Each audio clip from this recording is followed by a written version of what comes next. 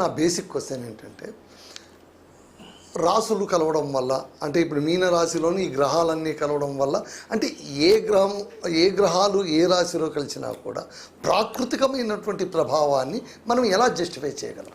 ఇక్కడ ప్రధాన అంశం అండి, నీకు అందుకే ఫస్ట్లో మీకు ఒక క్లారిఫికేషన్ ఇచ్చాను. జ్యోతిష్యానికి జాతకానికి సంబంధం లేదు. అందుకే జ్యోతిష్యం ప్రాపంచిక సంబంధమైనటువంటి అంశాలపై దృష్టి పెడుతుంది. ఇట్ బిట్వీన్ దాన్ని ఏమంటారంటే మేధిని జ్యోతిష్యం అని చెబుతాను. ఇవాళ గురుడు మారుతున్నాడు. నెల రోజుల ముందుగానే సోషల్ మీడియాలో ఊకదంపుడు ఈ 4 రాశులకి పట్టింది బంగారం. నాకు నా రాశి గతంలో ఆయన చెప్పాడు, అసలు పెట్లు బంగారం మోసుకోవాలని. చిన్న బంగారం కొలా నేను ఆయన చెప్పిన జాతకాన్ని నమ్ముకుంటే. అంటే ఇక్కడ ఒక మనిషిని బద్ధకస్తుణ్ణి చేయడానికి, ఓకే,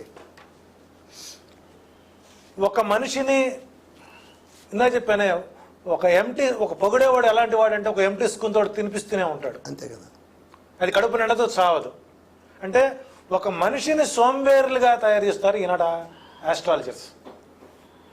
గురుడు మిథునంలోకి వచ్చి కర్కాటంలో వచ్చి మళ్ళీ రివర్స్ మళ్ళీ వెళతాడు. అది సహజ సిద్ధంగా జరిగేటువంటి కారణమే. అది దేనిపై ప్రభావం చూపుతుంది? ప్రకృతి పైన, నైరుతి ఋతుపవనాలపైన, వర్షాధార పరిస్థితులపైన, పాడి పంటలపైన, ప్రపంచం యొక్క ఆర్థిక జీవన విధానాలపైన ఫలితం ఉంటుంది. ఇప్పుడు నిజంగా మిథున రాశి వారికి అద్భుతం జరుగుతుందా అని ఎంతమందికి మిథున రాశి వాళ్ళకి వీళ్ళు హ్యూమన్ ల్యాబ్స్ చేశారండి, టెస్టులు చేశారు.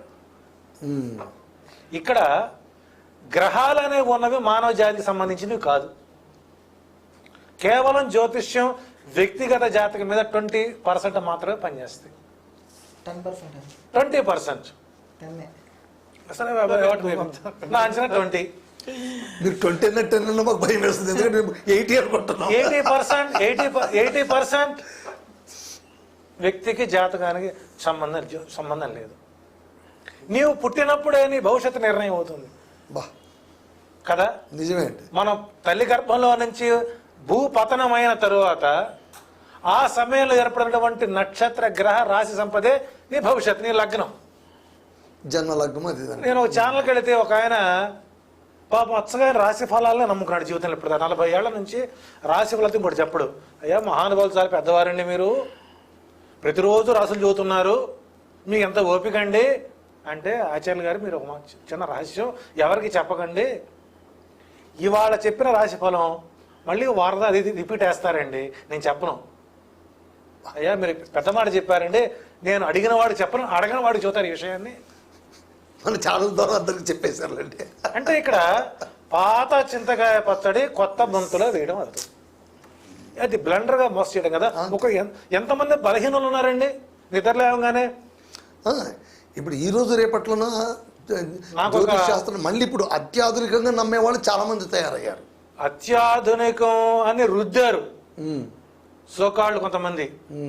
కాబట్టి ఇక్కడ ఈ సమాజంలో మన మానవ గణన శాతం కొంతే. మనకు పృథు చక్రవర్తి ఆయన ఉన్నాడు, అంటే మనకు షట్చక్రవర్తుల్లో చక్రవర్తి కాదు. ఈ ప్రపంచం మొత్తాన్ని, విశ్వం మొత్తాన్ని విభజించిన వాడు కొంతమంది ఉన్నాడు.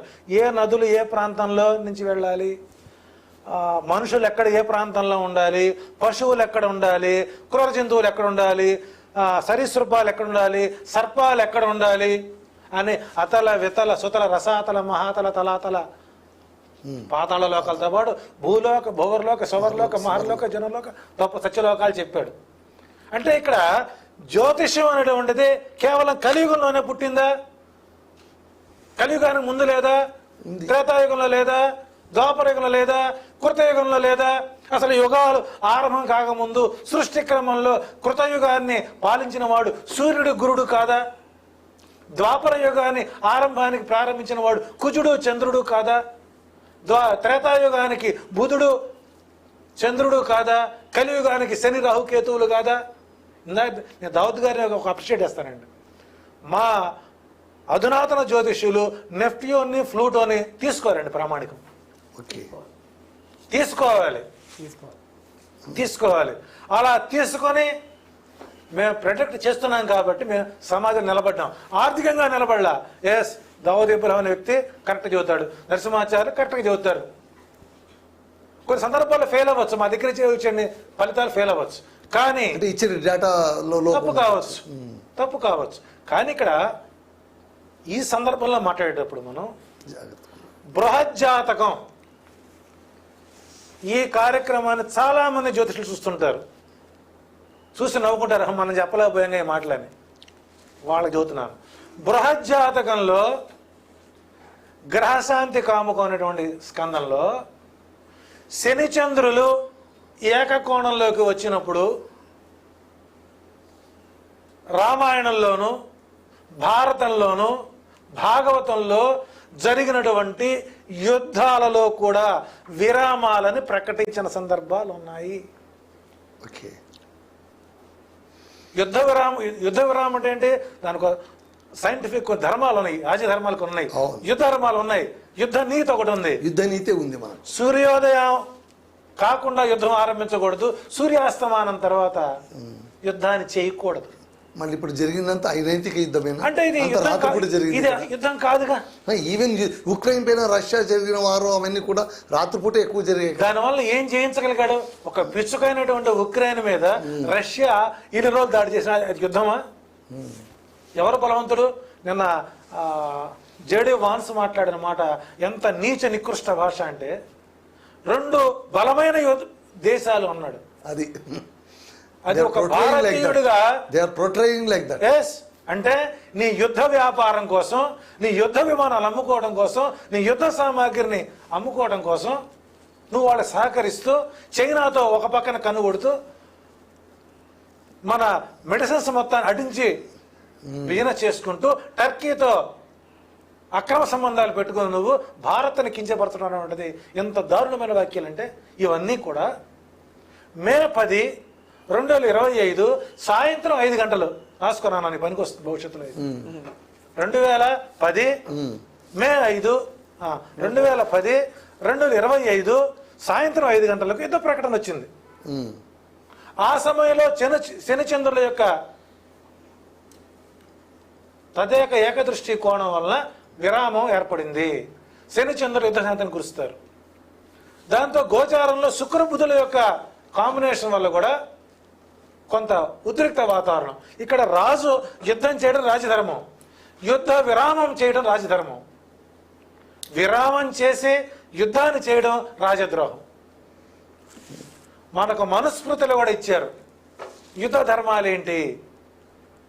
కాబట్టి ఇక్కడ పాకిస్తాన్కి కేతు మహాదశ ఆరంభమవడం, కుజుడు టోటల్గా వక్రించి ఉండడం, సూర్యుడు రాజు అవ్వడం, ఇవన్నీ కాంబినేషన్స్ ఈ ఉపద్రవాలకు కారణమైతే మే 25వ తారీఖు నుంచి మళ్ళీ వాళ్ళు కాల్పుల ఉల్లంఘన మరలా మాట తప్పే అవకాశం ఉంటుంది. దీనివలన ప్రపంచ దేశాల్లో పాకిస్తాన్ ఒక దోషిగా ఉండే అవకాశం ఉంది.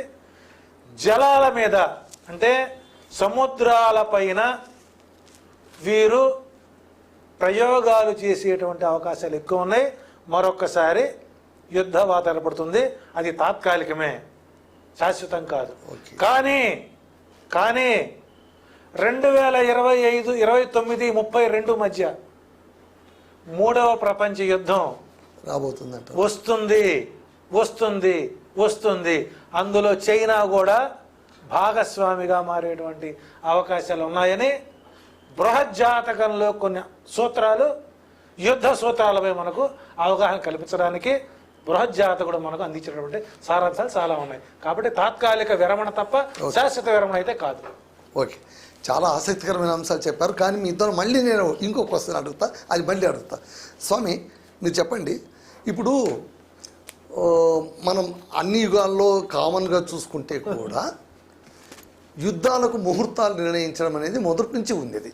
మనం చూస్తుంటాము.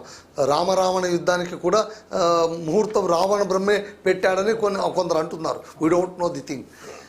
ఇప్పుడు ఈ దాడి ప్రతి దాడికి కూడా ఈ మోడీ గారు ఏమైనా ముహూర్తం నిర్ణయించి ఆపరేషన్ సింధూర్ అని ఒక సెంటిమెంట్ పేరు పెట్టి చేశారా లేదా అధాటన చేశారా?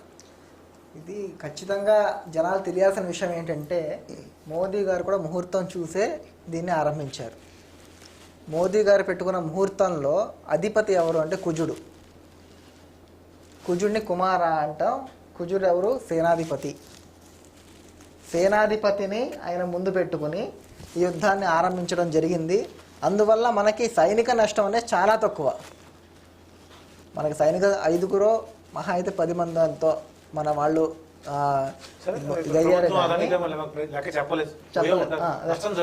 చెప్పలేము. నష్టమైతే జరిగి ఉంటుంది. మహాభారత సంగ్రామంలో 1.5 కోటి మంది చనిపోయారు. అంతే కదండి. నేను చెప్పేది చాలా తక్కువ సంఖ్య. మాకు తెలిసి అంటే మాకు శ్రీకృష్ణదేవరాయల ఆస్థానంలో తాతాచార్యులు గారు, అవును, ఆయన మా సొంత మహాభారతంలో ఎంతమంది అన్నారు? మాతామహుడు. మా మాతామహులు. ఓహో, తాతాచార్యుల సంతతి. నమస్కారం. నన్ను తాతాచార్యుల ముద్ర అని అంటారు. మహాభారతం ఎంతమంది అన్నారు? 1,50,00,000 మంది. మహాభారతంలో 18 అక్షోహిణాలు పోయాయి. మనకు ప్రామాణికంగా ఇచ్చింది 1,50,00,000 మంది మన సంఖ్య ప్రకారం. ఏంటి ఆయన తాతాచార్యుల గారు ఒక ముహూర్తాన్ని నిర్ణయించేవాడు.